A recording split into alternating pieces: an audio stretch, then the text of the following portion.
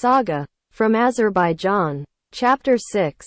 The Wonderful Lamp. I rejoiced with my mother's advice and went out immediately in search of my father's old friend. Getting to him, I knelt at his feet, told him everything that had happened to me, and besought him with tears of despair, "For the love of my father, your so confident friend, don't let me be annihilated." The old man thought for a moment and answered me in a friendly way, "My son, I am decided to do everything possible for your prosperity. But there is only one way to find a remedy for your misfortune.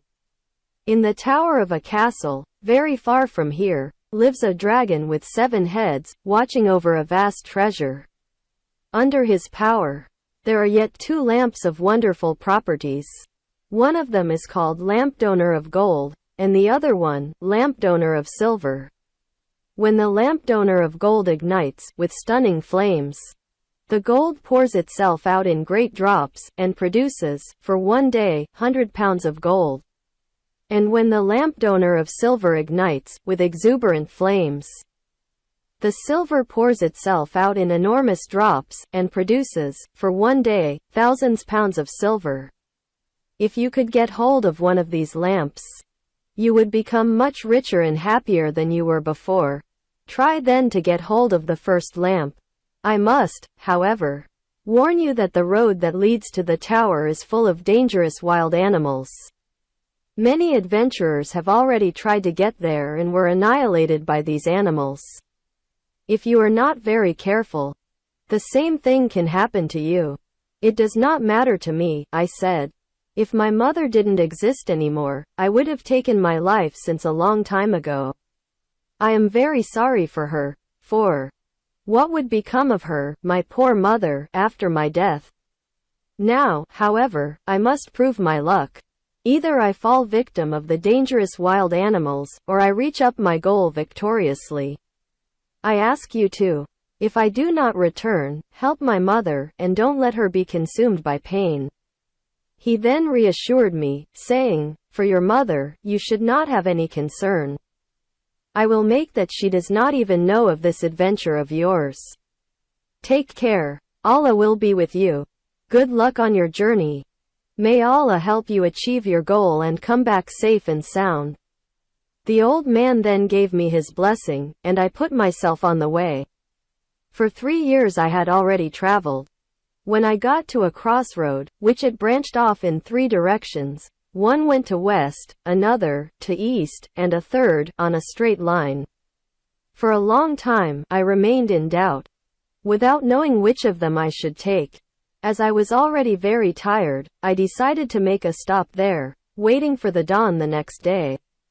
I then lay down on the grass beside the road, and ended up sleeping and dreaming. In the dream, I saw someone who said to me, "Do not be afraid, young man. Choice, without fear, the road in the middle, so that you will not be exposed to any danger, and will achieve, venturously, your objective." Then, incited by the dream, at dawn the next day, I took the road in the middle and proceed to my trip. Suddenly, I came across an enormous quantity of cadavers, both of people and animals, scattered everywhere along the road. In continuation to my trip, I was confronted, right after, with an extensive and perfumed scrub that, growing on both sides of the road, formed over it a so intricate plot that had become impenetrable even by the sunlight. And then I thought, what delicious scents exude from there. If I had time, I would stay there enjoying it. Immediately, the intricate plot opened itself, leaving the road free for me. However, I had just barely crossed that place, and the intricate plot closed.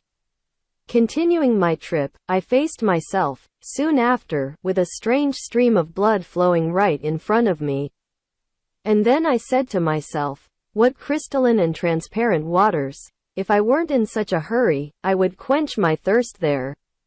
Immediately, the stream of blood disappeared, leaving the bed of the stream completely dry. However, I had just barely crossed that dry bed, and the stream of blood returned to flow.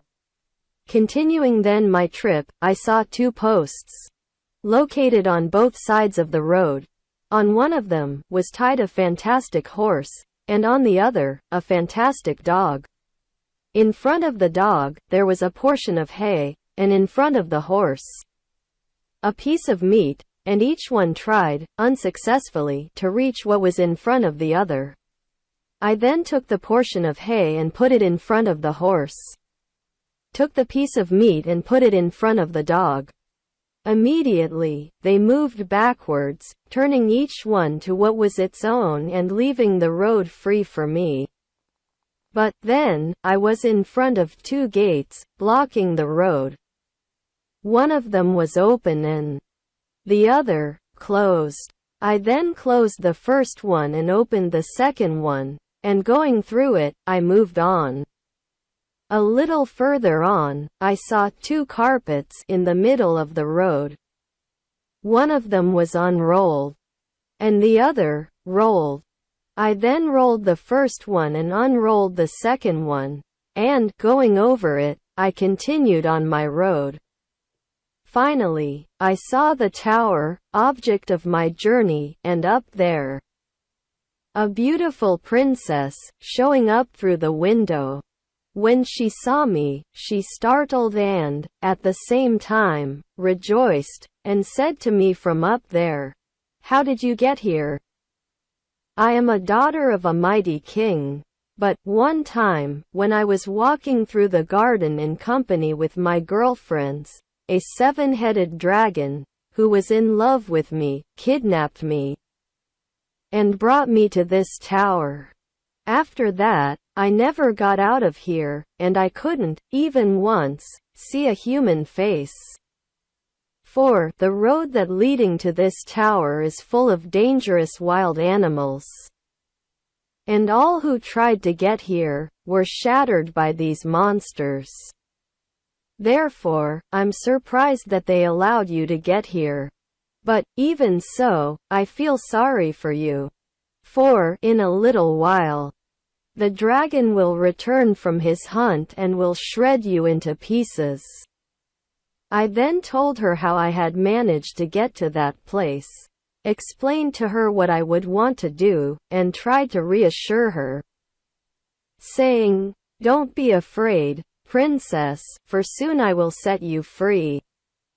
She then became very happy, and told me the place where the lamp donor of gold and the lamp donor of silver were. I then saddled the best of the dragon's horse, which was called Jurat, and on which one could travel around the world in only an hour. I jumped on it and, grabbing the lamp donor of gold, I went galloping, carrying the princess on the rump. When the dragon, returning from his hunt, saw that the princess was being kidnapped, he let out a great roar, "Roll up, my carpet, and arrest the fugitives." But the unrolled carpet only replied, "Many years ago, you rolled me, but he unrolled me. And now I can't hold him. Because it is not fair to pay the good with the evil." Turning then to the wild animals, he ordered to each of them to halt the fugitives. But the response he got from each one was the same already given by the unrolled carpet. And the escape could then take place without any stumbling, with peace and tranquility. And we then flew like an arrow, on the returning road.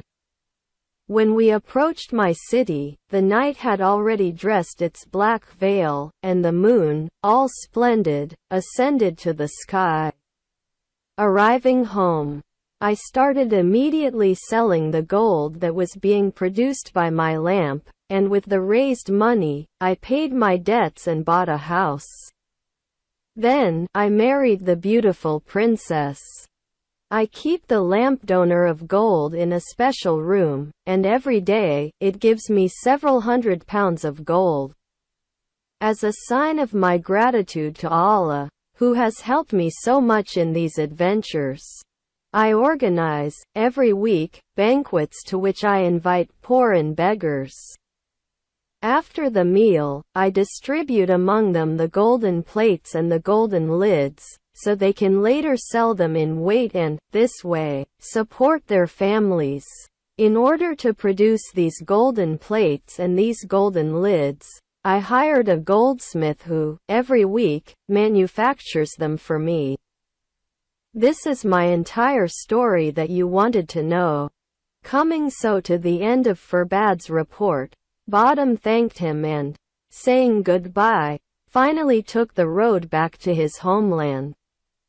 When he got home, the first thing he did was to narrate to the dervish all the incidents of his travels around the world, as well as reward him in a very fair measure for his so valuable collaboration. Bottom was now convinced that, in the world, there were people who, truly, were more generous even than the most generous. And then, stopping to think, he came to the following conclusion. Furbad can be more generous than me, but he has with what to be more generous. His lamp donor of golden burns indefinitely and always supplies him with a large quantity of gold. It's like an inexhaustible source, from which the water is always running. Compared with his wealth, mine is insignificant. Therefore, if I'm not very careful with my expenses, I can be again the same pauper I was before. And thinking this way, Bottom went on to leave open, in his house for the poor, only one of those 7 doors, considered as the most important. And through it, he continued distributing alms to the poor until the end of his life, and still left a great legacy for his children. The end.